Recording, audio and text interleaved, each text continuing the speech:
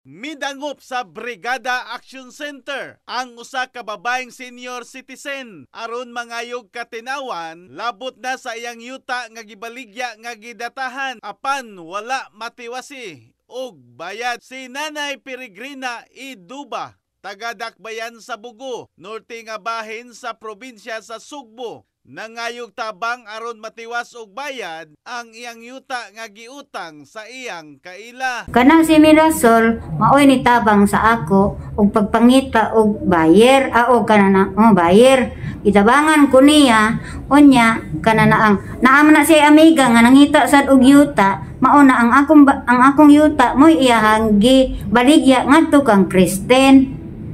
Nya karon giparenovate niya, gipabangan na nila. Nya kanana ang naghuwat na lang ko sila ang bayad.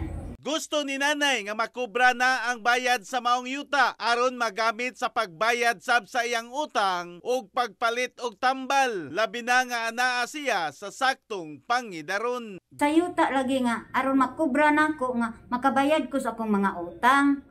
Kay kanana ang aron mahuman na ba ug may sobra ko ana labing maayo og kanang uban ibayad sa utang kanana ang aron wa na koy huna-hunaon kay nani na ako'y sakit. Gipasubay sa Brigada Action Center ang bahin sa maong isyu. Subay niini mipadayag si nanay sa iyang dakong kalipay. Daghang salamat sa taga-brigada nga gitabangan ko. In the heart of changing lives, ako si Brigada Alan Tangkawan sa 90.7 Brigada News FM Cebu, the Music and News Authority.